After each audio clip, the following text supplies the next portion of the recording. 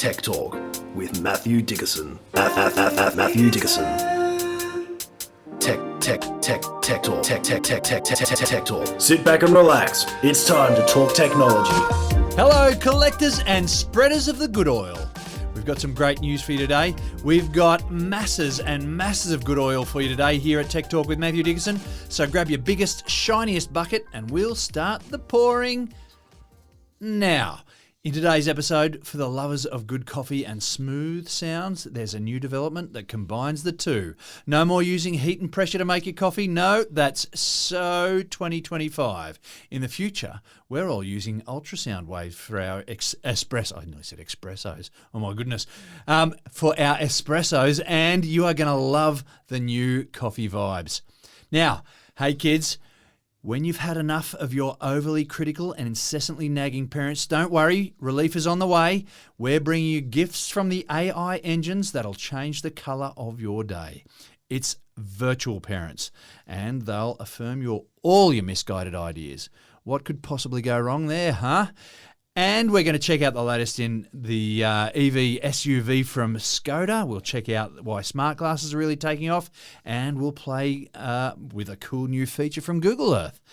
All that and more coming right up. But before we go any further, we need the driver for this virtual bus. Please, ladies and gentlemen, put your hands together. Welcome to the microphone, Mr. Matthew Dickerson. Well, hold it down there. Hold it down. Hey, thank you very much. Thank you very much. Here till Thursday. I've had an interesting conversation this week when I was doing a radio segment, and a caller came in with a valid question, one that I hadn't really considered. He said he was considering an EV, which is fantastic. I love it when people are considering that and looking at that. We know from previous episodes that more and more people are doing that. Mm. But his issue was that he does a bit of caravanning. He likes to tow his caravan. Mm. And so I first of all thought the question was going to be about, are there EVs out there that can tow? Do we have ones with capacity to tow balls, et cetera, et cetera? So I was already with the answer. Yeah. Yes, we've got some models out there. Yes, they can tow. It will reduce your range, but that's okay. But his problem was this. He said, I've looked at some cars, they can tow, that's all great, but how do I charge? Because all the charges that I've seen... You got to back up. You back into it, don't you? The charging port on most of the car models... I never thought of that. That's right, because I don't tow a caravan or a trailer while I'm taking around my EV, so I hadn't thought of that. This guy's sort of all the angles. Well, that's exactly right. Yeah. So what do? Do you unhitch your trailer off to the side, then you back in, you charge up, and it becomes pretty cumbersome, doesn't it, to charge up? I think that's all you can do, surely. Well, that's right, but I actually wondered what it looked like around the rest of the world. And I thought, surely we're not the first ones to experience this. We're not the first in line for EV adoption across the world. There's other places around the world that have got that. And absolutely, there are places around the world that have addressed this problem and thought of it as caravans.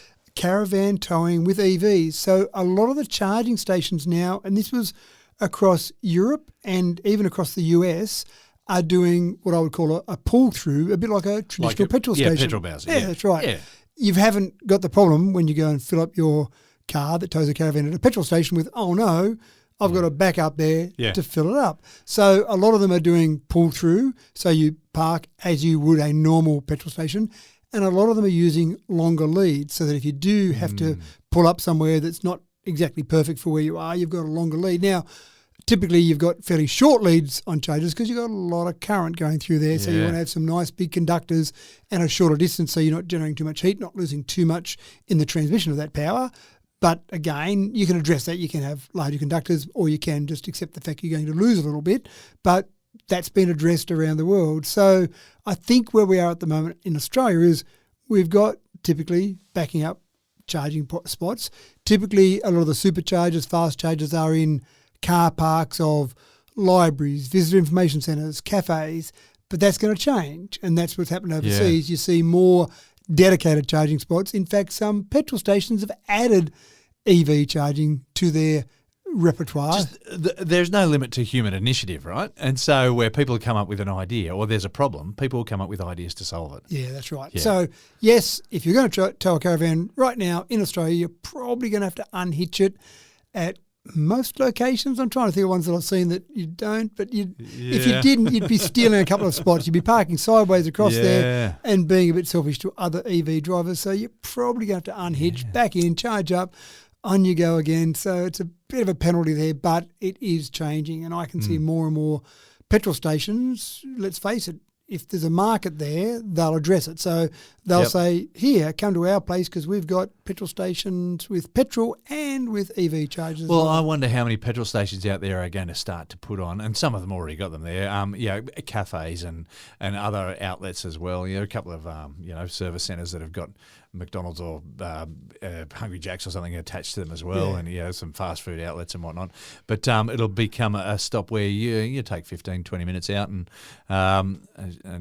fill up with your electricity and then move on. And in your caravan, that's fine because it'll just be drive on through and on you go, sir. Yeah. Very good. All right, now we better get on with our stories for the day. When you're feeling crook, the first go-tos for any domestic nurse, and when I say that I mean mum, and when I say that I mean mum or dad, but that's just to be inclusive. Really, we know that if it's dad, it's only because mum's not home. The first go-to, as I was saying, is the temperature check.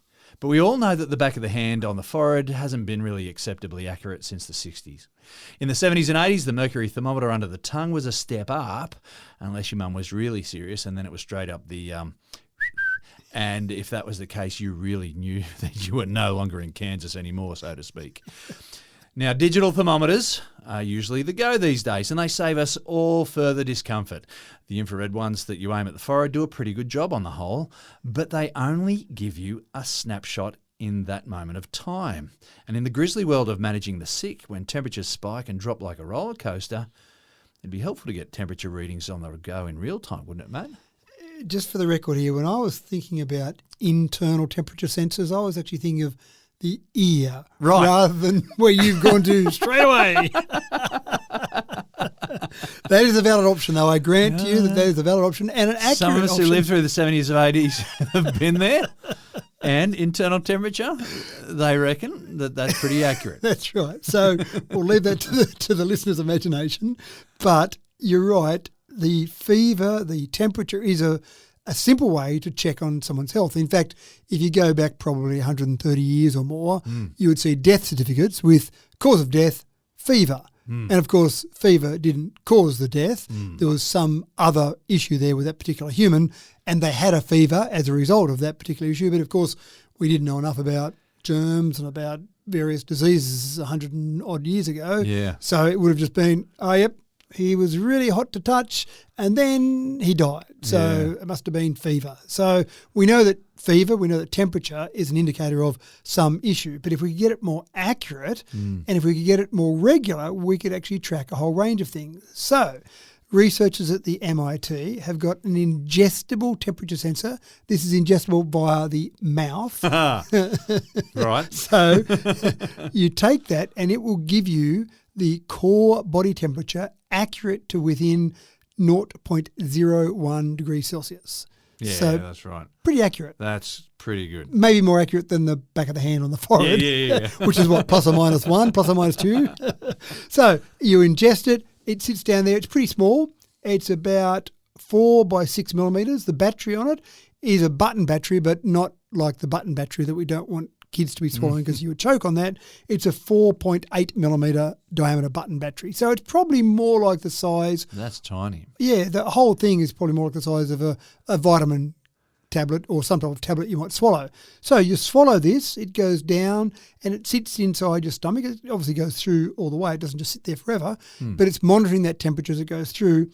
It then transmits that to a little antenna that you have on the outside of the body, which then provides most of the power to transmit that further to a smartphone or some measuring device. So obviously it doesn't need much power to transmit that, and it continues to transmit through the whole journey it takes through your system. And presumably it's transmitting continuously, so you're no longer getting snapshots, you're getting a graph. Every second it transmits your temperature every second. Now, the first instance where they say that this will be used is something like someone in surgery, for example, under anaesthesia, and they want to check to make sure that person is healthy all the way. There's various indicators, but monitoring their temperature along that process is a really important part of that, which they do now, but from an external perspective, not from literally an internal perspective. So that's one. When you've got someone that might be having some treatments, for example, maybe some treatment for cancer, maybe while you're having the treatment,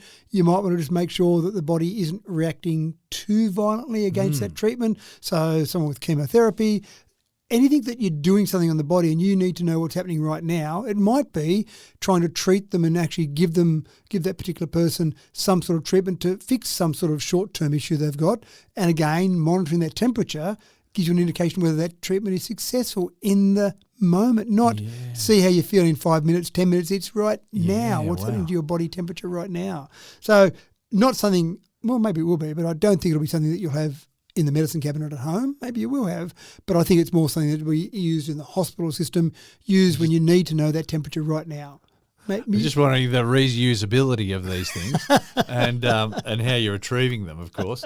And then the temptation, like, I'm the fifth guy to use this one. That's right. So I'm not sure that you reuse them. Maybe you do. I mean, sterile. If they can sterilise stuff, then it should be fine. It's just the idea of where it's been. Well, just the idea of getting it back from where it's been. Getting it back from someone else, and so.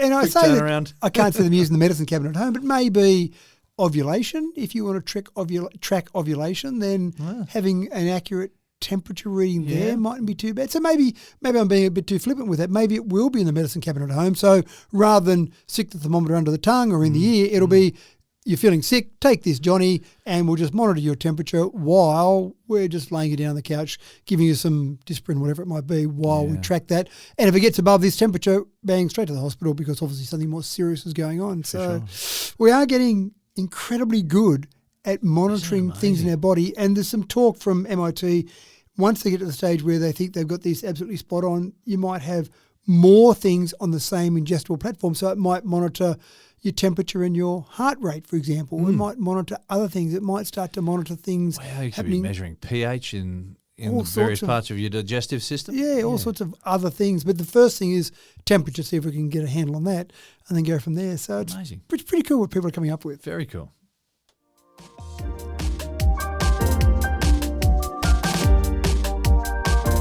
So if you've done any thermodynamics at senior high school level, you'll know that temperature is just the kinetic energy or movement energy of the particles in any system. So if you pass heat into them, they'll move faster and the temperature will go up. That makes sense. But there's more than one way to skin a cat in physics. Of course, sound waves will also get particles moving.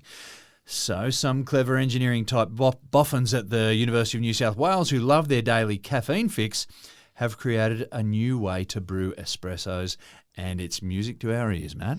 It is actually a kinetic theory of gases. I assume that's still a topic studied. For sure. Absolutely one of my favourite topics studied during physics in Year 12, so I love the concept of that. Yeah, Boyle's law, Charles' law, all that sort of stuff. Yep. Fascinating, absolutely fascinating, yeah. So when Thomas Edison developed his long-lasting carbon filament light bulb in 1879, it changed the world. And so at that point we went, you know what? Let's just keep improving that. We run some current through a filament. We changed what that filament was made of, and we got different types of light, brighter lights, duller lights, different colours of lights, and we thought that was the go in terms of lighting. And then some bright spark, excuse the very bad pun, said, what about LED? What about light-emitting diodes? Could we use that instead? And I remember it was about 2010, I had, in one of my businesses, I went, geez, we use a lot of electricity here, lots of bright lights. It was wonderful when you walked in. And so I spent a lot of money replacing all the lights in there with LEDs and went, this is what the world is about, what the world of science, what the world of discovery is about. Yeah. Saying, no, we're not just taking that carbon filament element that Thomas Edison patented or created back in 1879 and making it a bit better. We've changed it completely. We've gone to LEDs. Yeah. And so that was fantastic. I can't remember, it was a 2-year payback time on the incredible amount of money I spent on the reduction of electricity. I did do the calculations. It seemed to work out vaguely okay in my reduction of electricity, but I love the idea that it was just something completely different. Yeah. And this is where we're at with coffee. So there's a whole range of different ways to make coffee. And I think the UNSW researchers would have had no shortage of people. We need some volunteers to drink some coffee and see if it tastes the same, done this slightly different way. Any volunteer? Oh, okay, there's a lineup already. Before they even said any volunteers, there was a lineup already. So we've got a lot of people across the world who start their day with a cup of coffee. Yeah. And of course, it seems pretty simple. You just heat some water up, get it to whatever temperature the coffee buffins will have their exact temperature they like. 65 or 70? Yeah, look, I'm not a barista. Whatever it is, people like to make sure they've got their coffee at the right temperature and they mix in their coffee and that's it. They've got their morning joe to start their day. Fantastic. But these researchers said, no, that's the old world. What about if we used sound waves to create enough friction in the beans and the water itself to basically create a coffee without having to just waste a bunch of energy heating it all up. So, well, we lose so much energy and heat to the environment, and so it's a very wasteful way of getting things to do work. And more than that, I wonder if the whole concept of heating up an element, putting effectively electricity through a resistor to heat that up, to then transfer the heat from that element to the water, and then, as you say, to lose a lot of it to surface area. You've got the surface area of whatever container you've got that water in. There's a lot of losses along the way there to get to the point where I've got the water at the right temperature to put my coffee in, and now I'm a happy man. So they decided to use ultrasonic sound waves, and what actually happens with that is you effectively get this vibration. If you like, they described it as getting a little brush inside the coffee grounds and basically brushing it up and down to create or to give you a big surface area of that coffee grounds in the actual water itself. Right. So you're getting this vibration, you're getting these tiny brushes breaking apart the coffee particles, getting all the flavour compounds, the oils, and of course the most important part, the caffeine, out of the coffee grounds, out of the coffee beans, and then basically getting it to that strength you want it. So using ultrasonic sound waves, they found they could do this, and they used 75% less power to give me a cup of coffee. 75%. So it's not just saving a couple of percent here and there. Significant. It is, isn't it? Yeah, wow. So I love the idea. And you think, well, you're only boiling a cup of coffee for a couple of minutes to get to the point where you've got your cup of coffee. It can't be much energy you're using for that, which is right. You're not using a lot of energy, as inefficient as it is. You're not using a lot of energy, but you multiply that cup of coffee by everyone across the world. How many? There'd have to be a billion people. There'd have to be billions of people across the world that have a cup of coffee to start their day. So you think, well, you only use an extra couple of, well, it wouldn't be kilowatt hours, a couple of watt hours in making that cup of coffee, but multiply that by enough. That's a big chunk of energy. So we're living in an energy crisis. We are. So I can see in the not too distant future, UNSW patenting their concept, selling it to one of the various white goods, brown goods manufacturers out there, and the new coffee machine on your desktop in your kitchen will be an ultrasonic sound wave coffee machine. I just wonder, does it take longer? Is it? It's about 3 minutes, they said, to make a cup of coffee. So 3 minutes. So it's probably a little bit longer. Yeah, so it could be a problem just because baristas here in Australia are just trying to churn through so many coffees in a short amount of time. True, but maybe it's more the home environment rather than the commercial environment. Or maybe this is the first iteration of it. And so the researchers now say, we've got it. And they did do some taste tests. I love the fact they did some blind taste tests. Of course they did. And it wasn't double blind, only single blind taste test. But they lined up. They got over 100 volunteers just to go through and keep tasting cups of coffee and say, was that done with boiling water or was that done with ultrasonic sound waves? And most of the people could not tell the difference. And the people that did think one was better than the other thought the ultrasonic sound wave was better than the actual. So they've tasted it. That's all good. So if you get up in the morning and it took 3 minutes instead of, what's a normal cup of coffee take? A minute and a half? Yeah, if that. A minute to 3 minutes maybe. Maybe some people. It's sort of, a lot of people got those just press button machines that you just walk away. Correct. While it does all the magic. So you walk away for 3 minutes. Do you notice you go and, I don't know, comb your hair, shave, whatever? Yeah. So you do that and come back and there's your cup of coffee and you know you've just used 75% less power for that. I mean, there has to be a pretty good marketing campaign. Spend $100 on this new machine that will give you a payback period of 18 years. So maybe something a bit better than my marketing slogan there. But I do like the fact that they just said everyone accepts the fact that you boil some water, stick some coffee in, job done. Because that's the way we've always done it. Correct. And someone said, you know what, there's a different way to do it. Better. Yeah. So absolutely brilliant. And I love that it's a completely different concept. So keep an eye out on the shelves. Christmas 2 years' time, I'm predicting for that one.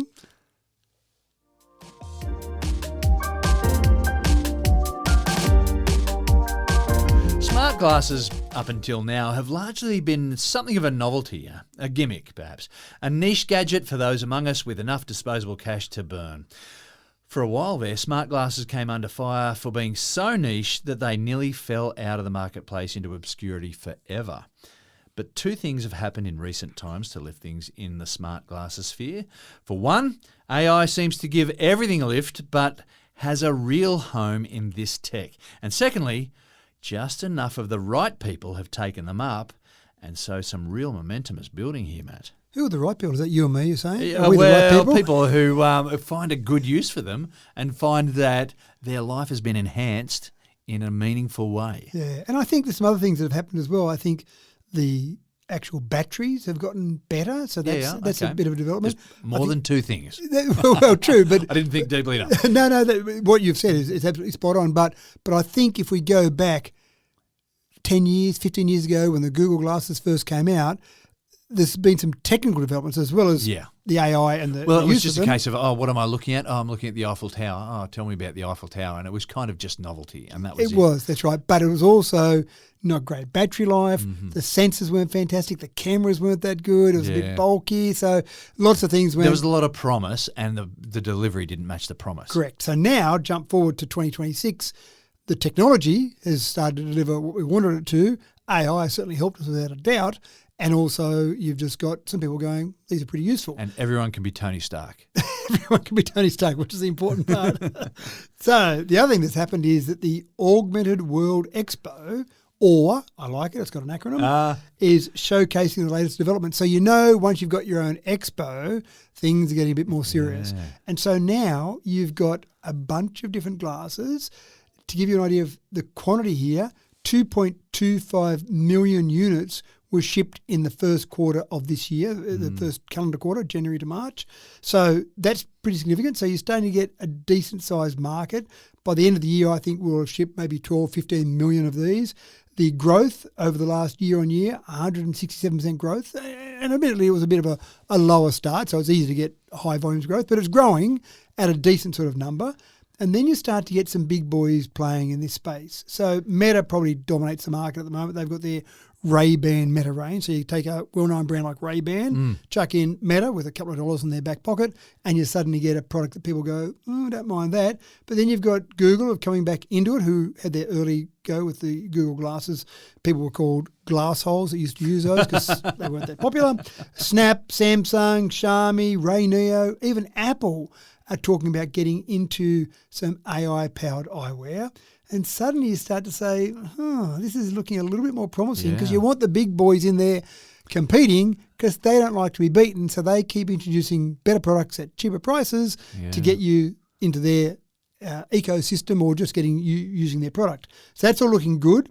Then you start to say, well, what can you do with them? Well, you mentioned one obvious use, which is you're a tourist, you look up at something and you go, oh, gee, that's interesting. What is that? It's the Eiffel Tower, you idiot. Don't you know what the Eiffel Tower is? But then it might be, tell me the history of that. How did it come to be?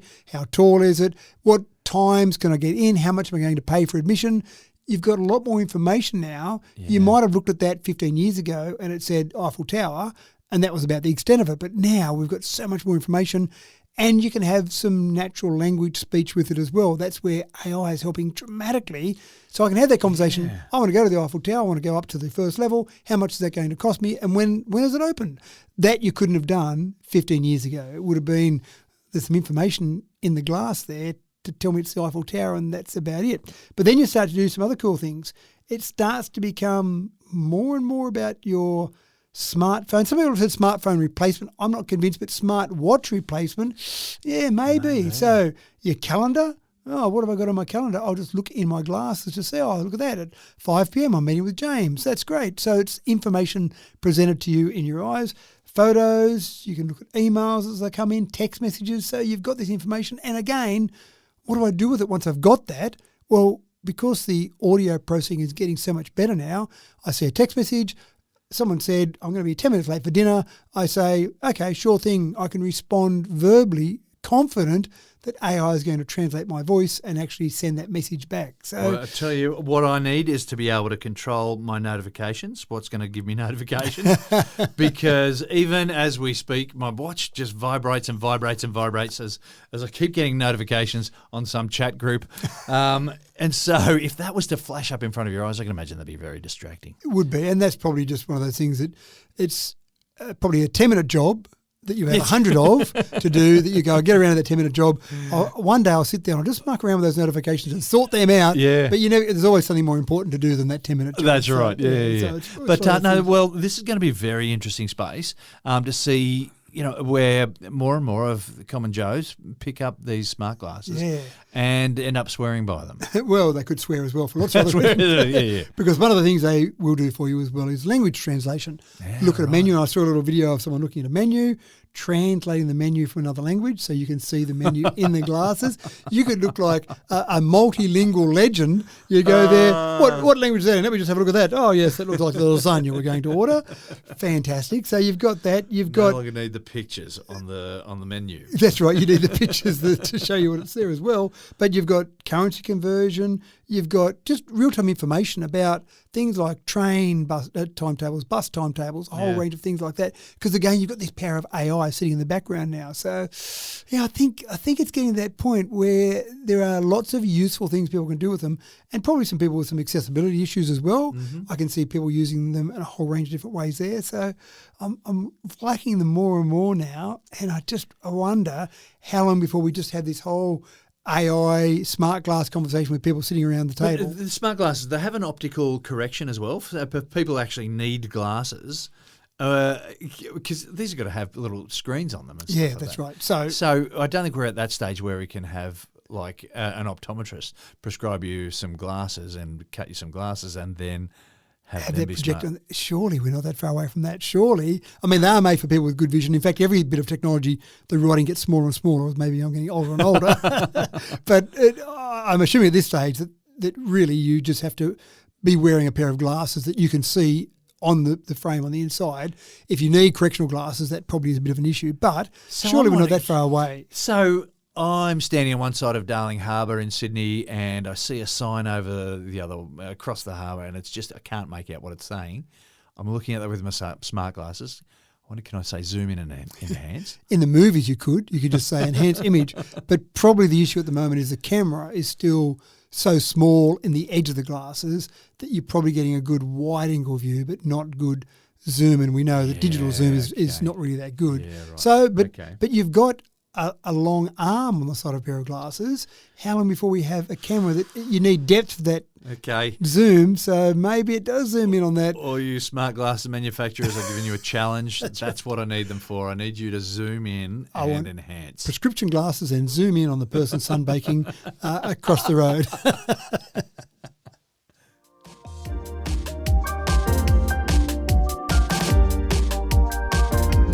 Autonomous vehicles have taken another significant step forward. Now, seeing all the things ahead of you and anticipating changes in conditions early enough to respond safely, well, these are key issues that rest heavily on the cameras that are dotted all over the panels of these driverless cars. The success of these cars rests heavily on their ability to not be the cause of accidents and injuries. So, Matt, how have the cameras on these autonomous vehicles improved in recent weeks to make the ride even smoother and safer for everyone? It is a real challenge, and you see it if you see CCTV footage and the lights come on or the sun shines through a spot and suddenly it's just blinded with light because the sensors just can't change quickly enough. And so that's a bit of an issue when you're watching CCTV footage, but a bit bigger of an issue when you're driving a car. I'm thinking particularly at night time, driving along. And, as a human, you're driving along, you can see the road with your lights. And if a car comes towards you, especially if they haven't dimmed their high beam, it's a bit overwhelming, a bit blinding, but we're clever humans. Yeah. We can work out where we need to go, focus on the left-hand side of the road. We might slow down, a whole range of things we might change. But our eyes are pretty good at adjusting to that bright light there, and we as humans adjusting a whole range of things. So some researchers have worked on using that same sort of human eye-inspired sensor to basically be able to adjust very quickly to changes in light. And tunnels, think about a tunnel. You drive into a tunnel sometimes, and sure, the sign says make sure your headlights are on. Most people don't put their headlights on, and they get inside the tunnel. They go, it's a bit dark in here, and then they've got to adjust with their eyes going from very bright outside to dark inside, and then the same when you come out the other end. Coming out as well, yeah, that's right. So they've got this is Penn State University, have got some human eye-inspired sensors called it's not resistor, it's MEMRISTOR, Memristor, Photo Memristor. How's that? Did I get that right? And so this is basically designed to, if you like, adjust the camera in a very quick amount of time, and we're talking about nanoseconds here, to try and adjust it quickly enough so that when you get that bright light, when you get the tunnel, whatever the situation might be, the cameras are adjusting quickly enough. So when we've got those autonomous vehicles, and we know there are some friends of ours that have started to drive their vehicles that are fully autonomous now, when you get in there and you fold your arms and have a nice little rest while the car drives, you want to be pretty confident that some bright lights happen. Well, I go further than pretty confident. I have ultimate confidence. Ultimate confidence, total confidence that it's got the lighting side of it all under control. And so it's getting better, but I think that's one of the things that I've seen with just cameras in general, on smartphones, for example. You take some video with a smartphone camera outdoors in good sunlight, it's pretty good. Yeah. But if you go indoors when the light's not so good, or you go changing light conditions, and I'm thinking about a road, for example, where you've got trees and sun shining through there, so you've got the flashing black and like the dark and the light. Yeah. You take a smartphone camera and try and film a video in those sort of conditions, it's not so great. And sometimes if you pick an old camera or a traditional camera, big SLR, for example, with a really big lens, it can handle those things better. But we're trying to make these cars with small cameras, not big cameras on them. So that's the whole idea, get night driving right, get changing conditions right, because we want our autonomous cars to work in every condition. We don't want them to go bright lights, outdoors, everything's okay. You're not going anywhere. Well, everything's okay. That's right, Yeah. But suddenly you get changing light or dark and light, you can't drive that car. That's not much good as an autonomous vehicle. So we're getting there. It's one of those things I think that we will keep finding problems with autonomous vehicles that will keep being solved until finally we go, it's just normal. Autonomous vehicles are just normal. Well, that's something that I hadn't even thought of, that the changing light conditions would be an issue, but of course they would be an issue. And so, these are the things that they've been already trying to manage in various cities in the States. Yeah, that's right. Where they're using these, and China as well. And obviously with the testing they're doing, they've got to think of these problems because they don't want you and I to be the first one to discover this problem when we're driving at night one day going, did anyone think about that? Yeah, no, there's an entrepreneur out there who says if you smash enough eggs, you'll find other solutions. I just don't want the egg to be my head.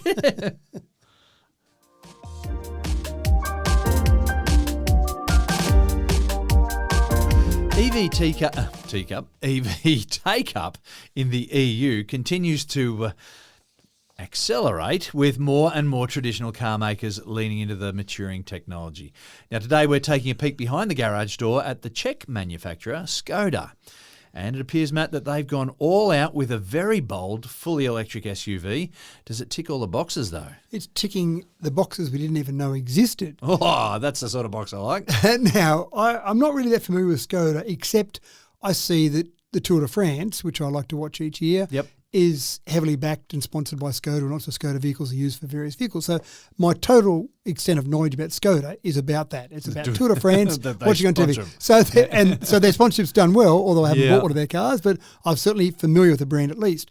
One of the things that some experts have been saying is that some of Europe's manufacturers are just not picking up on the EV stories quick enough to compete against some of these Chinese brands. And there's a whole bunch of these brands. There's Geely, there's Zeekr, of course we know BYD is going quite well. Yeah. So these Chinese brands are going well in the market, and they seem to be getting into the market in all sorts of different markets. Meanwhile, some of the European manufacturers, some are, but some aren't necessarily jumping all over this.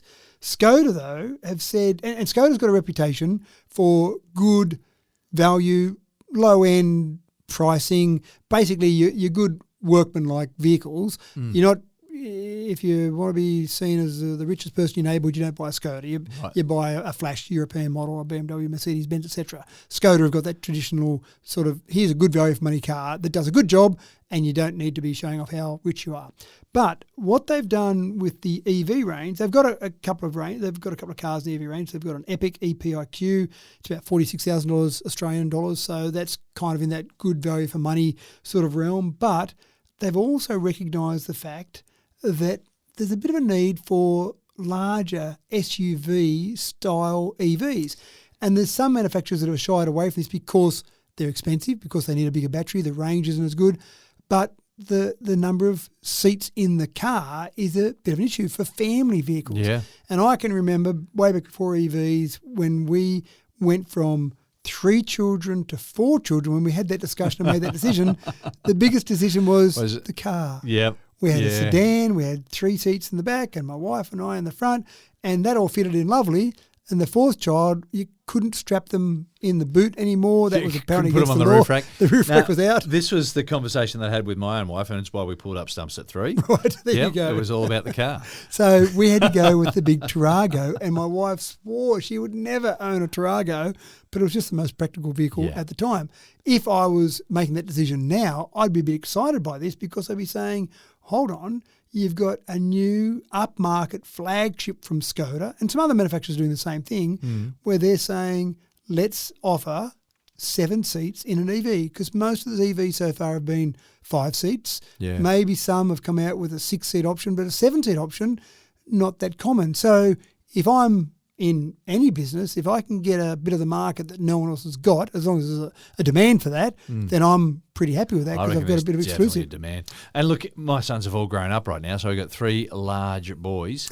Young men. And, so if we all go together as a family, we can't go in the electric SUV that we've got currently. Yeah, it's just too cosy. It's just too cosy, yeah. That's right. So they've got, and I'm quite impressed with what they've done, they've only got a 91 kilowatt hour battery, which is bigger than most EVs out there, but I thought they would have gone even bigger than that because they've managed to squeeze about 600 kilometres of driving range out of something that's a 7-seater with a 91 kilowatt hour battery. That's very good. Yes, that's not too bad. So I hope there'll be more manufacturers. For Škoda's sake, I hope no other manufacturer gets onto this, but for the general consumer marketplace, I hope more manufacturers realise there is a family demand out there. There is a family market. 6-seater, 7-seater, getting those cars, and then presumably they're larger.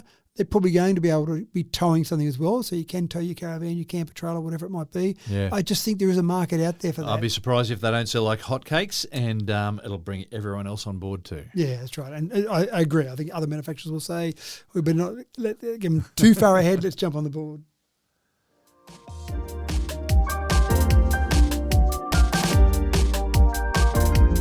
Now, who says that the boffins at Google Earth have lost their sense of fun and playfulness? Probably no one. But now that the novelty of zooming in on the rooftop of your address has gotten a bit old, the folks at Google Earth are luring people back with a web browser version of their flight simulator. Now, with pretty much every square inch of the Earth now 3D mapped by the programmers, you can cut some sick barrel rolls right over your friend's house, or before you zoom into the the Sydney Opera House, the Sydney Harbour Bridge, and you can practice your emergency landings on Conrod Strait at Mount Panorama.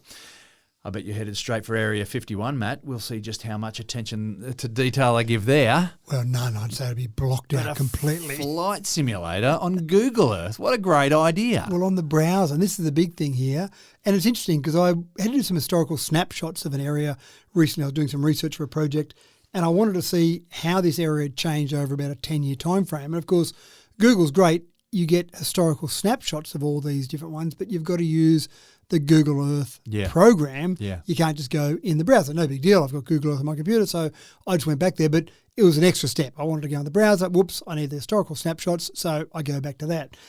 There was always the flight sim, well, not always, there was a flight sim in Google Earth. It was hidden away. It was a hidden feature, but it didn't stay hidden for long. Once someone discovered it, then everyone knew about it. Yeah. So there was a flight sim. Now, flight sims are popular, and it's funny because you can zoom in, as you say, on any part of the Earth, but pretending you're flying while you're zooming on parts of the Earth, that seems to be more exciting for some reason. Yeah. But Microsoft's Flight Simulator, the very first version, was released in 1982.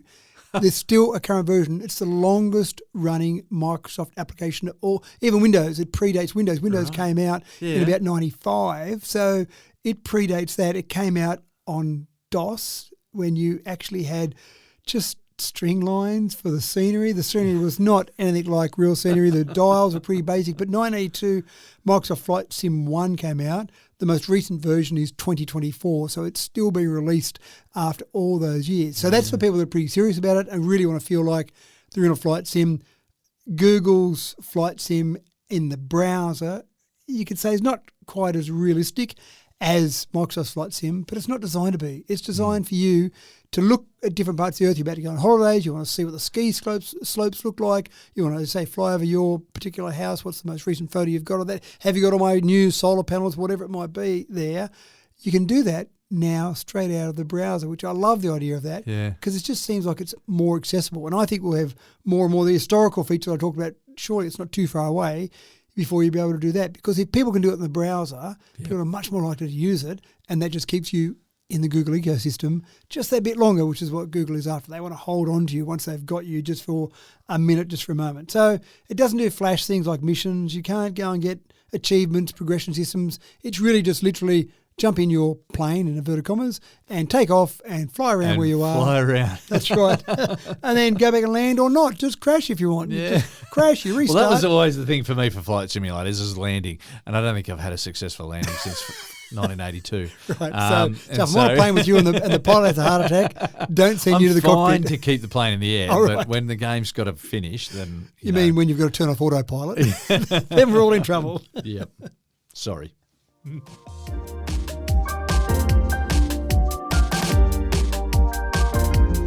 Now, if you're an artist, but particularly a musician, heed our warning. You may find this next story quite triggering.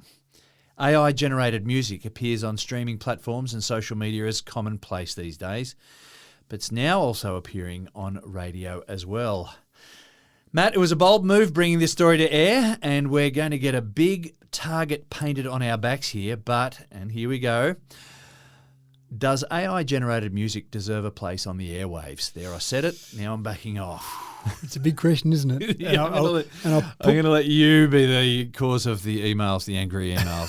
Thank you. So you're right, it is on streaming platforms, but what about on radio? Radio, the reason I like to listen to the radio sometimes is because I want to discover new music. Rather than pick some songs that I know the artists and know the songs, I'm just going along and the radio has random music that I wouldn't necessarily have picked. I don't know that this particular artist has released a new song, so I want a bit of variety. But how do I feel about it? Do I feel like I'm a bit gypped, a bit ripped off, a bit tricked if I'm going along and then at the end of that song, which I've just listened to, enjoyed, maybe sung along to, then the announcer says at the end, that was an AI-generated song. Do I feel dirty? Do I feel hollow? Yeah. And this is what happened in Northern Ireland. There was a radio station there that was using AI-generated songs, and they told the audience they were using AI-generated songs, and the public reacted almost violently. It wasn't violent, but it reacted quite strongly and said, we're not listening to your radio station any longer if you keep playing AI-generated songs. Well, I'm sure they said it a bit harsher than that, but that was the message. With some slightly stronger language. That's right. But yeah, I know there's a lot of musicians out there struggling and they're working hard to get their music to be heard. And when someone can just spend 10 seconds placing an instruction and AI spits out something that is, that it's just created in a heartbeat. Yep. That's got to be soul-crushing. Yeah? Now, the issue here is, do I care? I've said for a long time, people are selfish. Do I care when I'm driving in the car that the announcer says that was AI-generated? I might feel a bit hollow, but for the most people, do they go, that was a good song, I enjoy that song, who cares? And I remember hearing Run, which was the first AI-generated song that I knew about, and I knew it was AI-generated, and I listened to it with a critical mind, and I went, oh, actually, sounds pretty good. So as much as I didn't want to like it, it just sounded like, well, if an artist created that, we're going, great song, AI created that, I'm going, oh, it's a good song, but is that going to keep being played? What do people think about it? So it is a really interesting question. Now, you're right. There are artists who would love to be having their songs heard on radio. You've only got so much time on radio. There's only 24 hours in a day. If some AI songs are being played, logically, that means some artist-created songs are not being played. Even streaming services, it's really hard to get yourself noticed because streaming services now have got so much AI-generated stuff on it. That's right. And they're probably a bit less likely to be worried about criticism because a radio station is relying on advertisers to pay their way. Streaming just relies on people subscribing. And if people keep subscribing because they like the songs on this platform, then I'm going to keep providing songs out there. It's a perilous world. It's an interesting one. So there's no legal requirement at the moment for radio stations or streaming platforms, for that matter, to say this is AI-generated content. Now, some platforms have done a voluntary disclosure to let people know this is AI-generated, but most of the time you wouldn't know about it. You just go, I wonder who that artist is. Now, having said that, is there a skill in the person that gives the correct instructions to the song to be created in the right way? Can they be called an artist, is what you're saying? I'm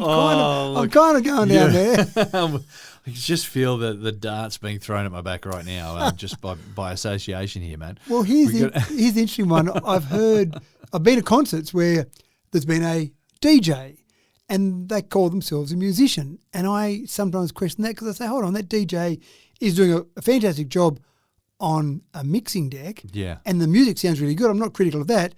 But is he a musician? He or her, are they a musician when they're not playing They're not really an instrument? putting the notes together. They're not, are they? So I wonder about that. But they're putting the samples together. Correct. Yeah. And the people around me who are there to see this particular artist say, no, definitely a musician. But I just don't know if that's right. So it's a bit the same here. If I give the right instruction to create an AI song, am I an artist? Am I a musician because I instructed some other device, other thing to make that music? It's a hazy shade because for the last 70 years, people have been borrowing, in popular music, they've been borrowing from classical music and pieces from Mozart and adapting it to a modern popular music audience. Yeah.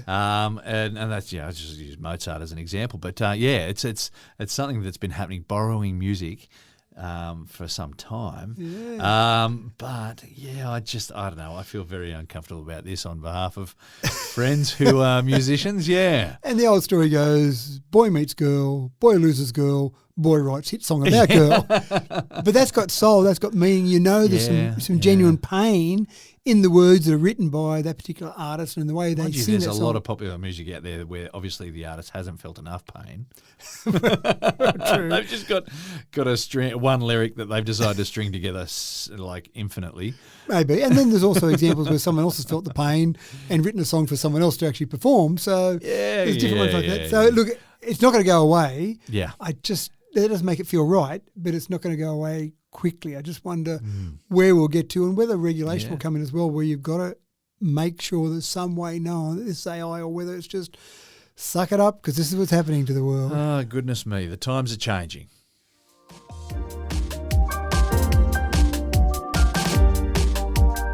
So anyone who's spent any time using AI engines will acknowledge just how congenial these things are. They seem to always be agreeing with you, inflating your ego and being uber supportive.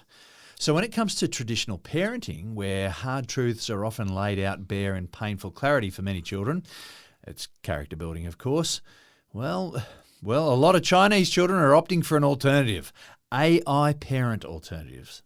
That's right. Rather than face judgment from stern mums and dads, Chinese youths are seeking advice and for support for their choices from virtual parents. And Matt, it's proving to be a popular option that might take off without mothers or fathers' approval. Definitely without their approval.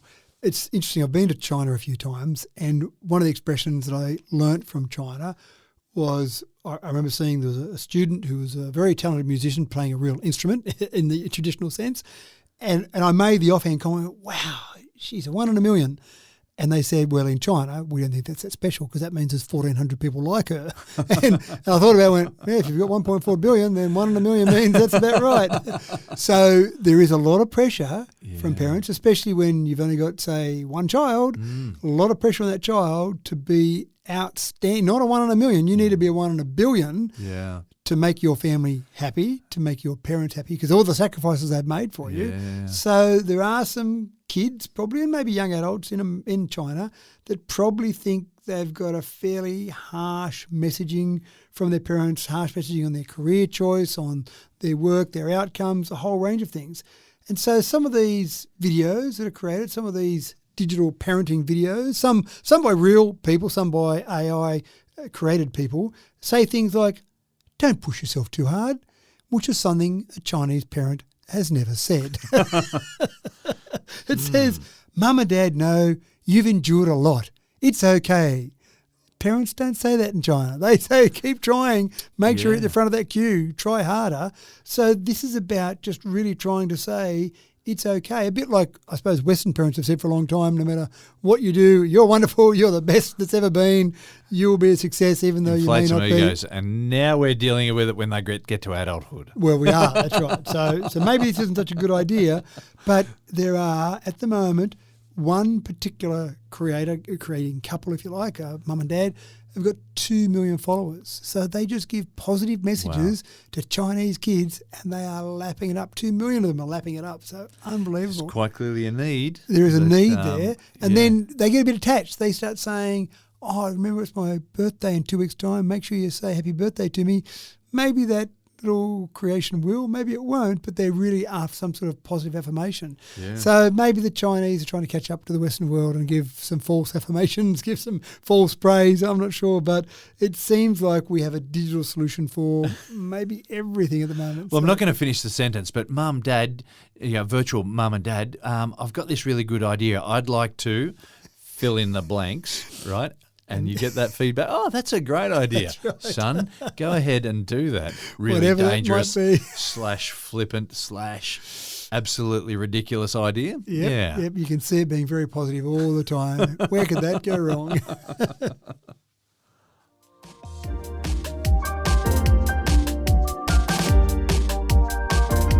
Ask any oncologist and they'll say that the key to success in fighting cancer is early detection. But spotting tumours in their very early stages takes a keen eye and, well, more than an ounce of good luck too, I guess, which is another practical area where AI has so much potential, Matt, for early stage lung cancer in particular. I do try and find a good news AI story every week. This is good. So this is the one. This is the one for this week. Thank you. It's sometimes hard because some of them are a bit scary. So the NHS in the UK, the National Health Service, performs about 7 million chest x-rays every year. So that's a lot of radiologists out there looking at a lot of x-rays. And I'm not trying to take jobs away from radiologists here, but they've got a lot of skills. One of those skills is looking at chest x-rays. So if we could have some way, some magical way that you could have something else look at those chest x-rays and say, clear, clear, clear, no, not clear. Maybe someone else needs to have a bit of a closer look at this, maybe get this person back in, maybe check this out a bit more thoroughly. This is a bit of a concern, then that'd be a good thing. That would save a lot of time for those radiologists. So the NHS is investing about 41 million Aussie dollars to roll out some technology to do AI-assisted chest x-rays across the entire NHS system in the UK.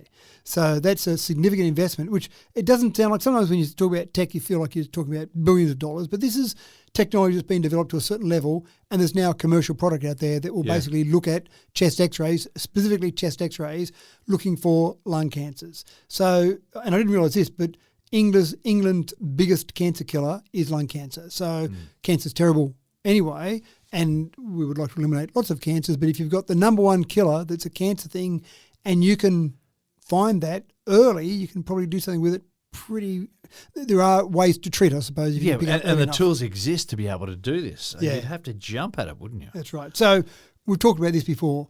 One of the great advantages of AI is that it can absorb so much data that you and I, as clever as we are, could not possibly ever absorb that many samples to get an idea of exactly what I'm looking for. So line us up with millions of pictures and say, here are all the ones that lung cancer exists, here are the ones that aren't. And we look at them and we go through them and we're pretty clever. We'd work it out and we reckon we'd go okay with it. But AI can go better than okay and can do it so But again, quickly. we're not saying that AI is diagnosing. AI is just saying, hey, come back and have a look at this. Correct. It's basically what they're saying is this is a virtual second set of eyes, although it's the first set of eyes. It's looking at the first screening to say, clear, clear, clear, clear. No, check it out a bit further. Yeah. And then use those radiologists because, again, I imagine a radiologist looking at all those x-rays would go, yep, oh, hold on. And sometimes they could miss one. I'm not saying they do this deliberately. I'm just saying humans are humans. We get tired. We get distracted. Something else happens. We don't concentrate for a second. And you're probably spending as small amount of time as possible while still looking at each x-ray thoroughly enough. And that takes time and takes a lot of concentration. AI doesn't get tired. AI doesn't get distracted. AI doesn't say, what are you doing on the weekend? Oh, yeah, I'm just going out to the footy on the weekend. AI just says, I'm going to look at all these x-rays and tell you the ones you should have another look at. So it enhances. And I think that's where the good stories about AI will be, enhancing our skills, enhancing what we do, enhancing areas where we've got a shortage. We've got a shortage of radiologists around the world. Enhancing those skills, I think, is better. So this is, at this stage, a good news story. Maybe there'll be some example where AI misses it and then everyone will say this is terrible. But I guarantee that this is going to be better. This is going to be more thorough than any humans could possibly do. And it's about that early detection. So, you know, if there's a chance that you've got something and you can get hold of it before it really becomes a problem, oh, wow. Yes, that's right. So what an advantage. At the moment, they're saying the average scan time from the time you have your x-ray to the time you've got some indication is already going from 8 days to 4 days just by using this technology. But by rolling this technology out across more hospitals, that'll reduce even further. And the thing I love about it is if I was a minister in the UK government, I said, we're going to fix all those chest x-rays and get them observed quicker, the solution would be we're going to employ another 500 radiologists or some huge number, but you've got to get them from somewhere. Yeah. Whereas when I announce that I'm going to roll out an AI tool, well, I can usually get a manufacturer to produce that tool faster than I can find employees to fill all those gaps. So good news story for AI. Keep up the good work, AI, please. And you, well done. Keep up the good work there too, finding those good news AI stories. But that's all there is for today, folks. I'm running out of words. I've nearly spent the full budget. All that's left is to sign off as succinctly as I possibly can. Thanks for another cracking tech talk, Matt. That's right. I'm just going to go and contact UNSW and see if I can be part of that next little testing of coffee. That sounds like a good thing to do. I'm just going to sit here and drink coffee all day. Fancy espresso right there. That's right. And thank you, ladies and gentlemen, for tuning in for another freshly squeezed episode of Tech Talk with Matthew Dickinson. We hope that one or two of our juicy tidbits were enough to fill your cup. I'm your host, James Eddy, signing off for another week. We hope to catch you again in another lap around the track next week with another brand new episode for your enjoyment and perhaps a little further education to boot. If you haven't already, please smash that like button or make sure that you've subscribed through your listening app and drag some friends along next week as well. Until then, take care. We'll see you when we see you.